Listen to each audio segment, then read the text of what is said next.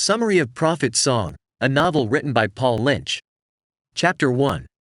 The night wrapped itself around Eilish Stack, a silent observer to her gaze through the window into the garden. The cherry trees stood dark and unyielding, the leaves surrendering to the gathering darkness without resistance. In the stillness, Eilish yearned to merge with the night, to step outside and lie down among the fallen leaves, letting the quiet passage of night renew her with the coming dawn. Yet, there was no knocking, no familiar sound indicating that all was well. As the dark deepened, Eilish, standing at the window with a sense of rest for a moment, heard a knocking that never came. Bailey, her son, joined her at the glass door, pointing to the hallway where the sharp rapping had transformed into a mere thought. It was then that Bailey too started knocking on the glass, calling out to his mother, "Ma'am," and pointing towards the hallway without lifting his eyes from the screen. With the baby in her arms, Eilish moved towards the front door, a feeling of weariness settling in as the day lingered behind her. The tasks of the day, the impending bedtime routine for the children, and the desire for a moment's respite by the glass window surrounded her. The darkening garden seemed to absorb the last remnants of daylight, and the leaves, like whispers, accepted the encroaching darkness. Opening the front door, Eilish was met with the night, and two faceless men stood on the porch, almost ethereal in the darkness. Turning on the porch light revealed their identity, the older plainclothesman and a young man. They inquired about her husband and left a card, asking Larry to call them at his earliest convenience. The card felt weighty in her hand as the men retreated into the suburban quiet, the rain falling discreetly onto St. Lawrence Street, casting a mysterious ambiance upon the scene. The encounter left Eilish with a sense of disquiet.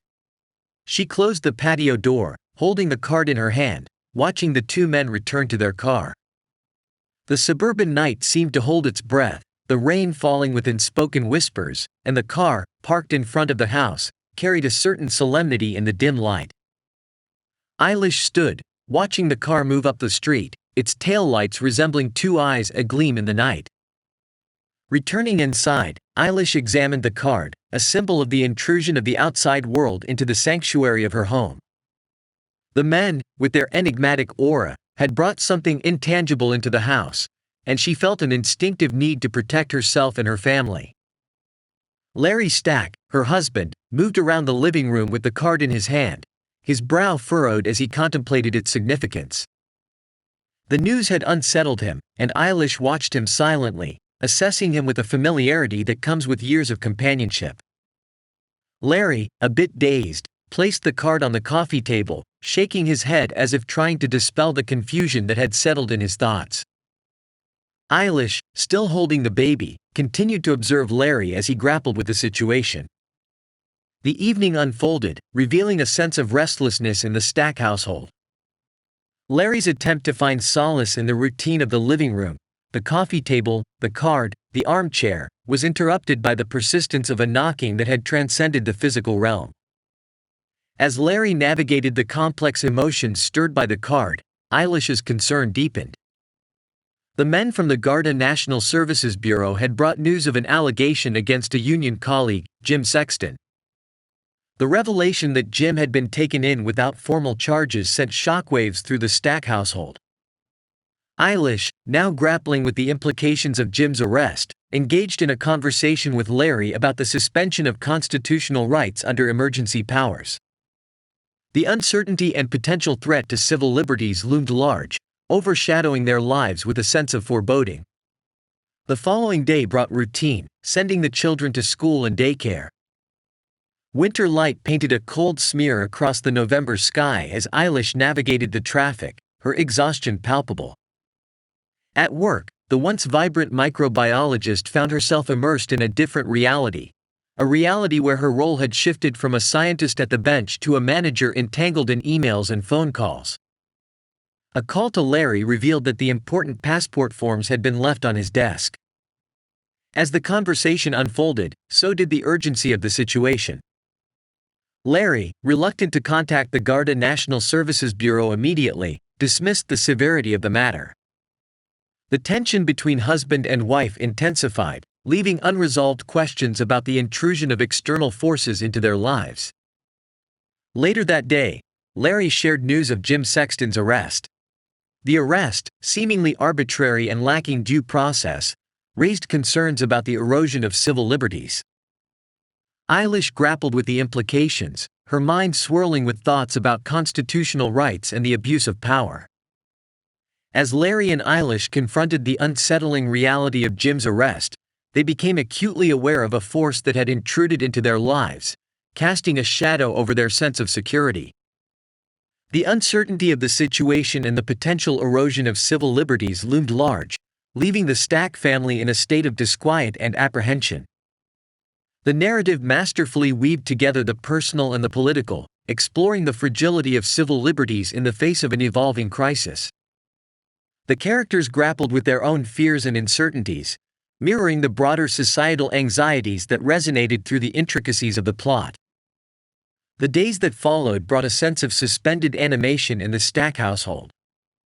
Larry, consumed by the unfolding events, struggled to find clarity amid the storm. Eilish, torn between the responsibilities of motherhood and the weight of the unknown, found herself navigating uncharted territories. The news of Jim Sexton's arrest reverberated through the union community, sparking a mix of disbelief and fear. The union members, once united in their collective bargaining power, now faced a specter of uncertainty that had infiltrated their ranks. The solidarity that once seemed unshakable was now tested by the shadows cast by the Garda National Services Bureau. Larry, in his role as the Deputy General Secretary of the Teachers' Union of Ireland, found himself at the center of the storm. The demands of his position collided with the personal turmoil of the allegations against a union comrade. The weight of responsibility bore down on him as he grappled with the broader implications for the union and its members. Eilish, too, felt the ripples of unease that emanated from the events surrounding Jim's arrest. The once familiar routines of school drop-offs, work emails, and family dinners now carried an undercurrent of tension. Her mind oscillated between the immediate demands of the present and the looming uncertainties that lay ahead. Larry's attempts to contact the union solicitor, Michael Given, were met with frustration. The bureaucratic maze of the Garda National Services Bureau seemed impenetrable, leaving Larry and the union in a state of disarray. The lack of transparency fueled anxiety within the union ranks, as members grappled with the unprecedented situation. The unfolding crisis became a focal point for discussions within the union.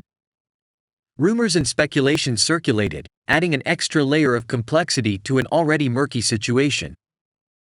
Eilish found herself caught between the need for transparency and the delicate dance of maintaining stability within the union community.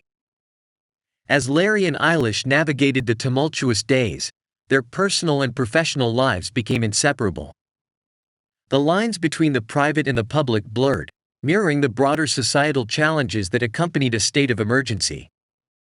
The threads of civil liberties, once taken for granted, now hung in the balance.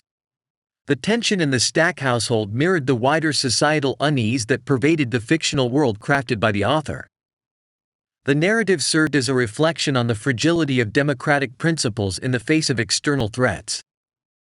The characters, grappling with their own vulnerabilities, became conduits for exploring the intricacies of power, accountability, and the resilience of human spirit.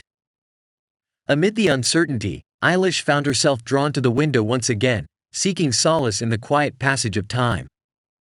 The cherry trees stood as silent witnesses to the unfolding drama, their branches swaying with the weight of unspoken truths. The night, once a source of comfort, now carried an air of apprehension. As Larry delved deeper into the labyrinth of legalities and bureaucratic hurdles, Eilish became a silent pillar of support. The challenges faced by the union and its members underscored the broader societal questions about the balance between security and individual freedoms. The narrative painted a nuanced portrait of a community grappling with the erosion of trust and the quest for justice. The union, once a symbol of collective strength, now faced a formidable adversary in the form of the Garda National Services Bureau. The power dynamics shifted, and Larry, despite his position, found himself navigating uncharted waters. The narrative delved into the complexities of authority and the inherent tension between state institutions and the rights of individuals. As the story unfolded, Larry's interactions with Michael Given, the Union solicitor, became pivotal. The legal battles waged in the corridors of justice mirrored the broader struggle for the soul of the nation. The tension between maintaining order and upholding democratic values played out on the stage of the fictional world, echoing the real-world dilemmas faced by societies in times of crisis. Eilish, a witness to the unfolding drama, grappled with her own sense of agency. The choices made by Larry reverberated through their lives, raising questions about the sacrifices demanded by the pursuit of justice. The personal and the political collided, leaving the characters entangled in a web of moral complexities. The author skillfully crafted a narrative that transcended the boundaries of a mere domestic drama. The Stack family became a microcosm reflecting the broader societal challenges posed by the suspension of civil liberties. The interplay between characters, institutions, and the looming presence of a state apparatus raised profound questions about the nature of democracy and the resilience of human spirit in the face of adversity. As the narrative reached its crescendo, the threads of the story began to intertwine. The fate of Jim Sexton, the Union, and the Stack family became inseparable. The resolution, when it came, carried the weight of collective choices and individual sacrifices. The author navigated the complexities of the human experience with finesse, leaving the reader to ponder the fragility of freedom and the enduring spirit of resistance. In the end, the knight, once a silent observer, bore witness to the resilience of the human spirit. The cherry trees, with their branches reaching towards the darkened sky, stood as a testament to the enduring quest for justice and the unwavering pursuit of a more just society. The narrative, woven with intricacies and layered with profound reflections, left an indelible mark on the reader's consciousness, urging them to contemplate the delicate dance between power and liberty in the ever-evolving tapestry of human existence.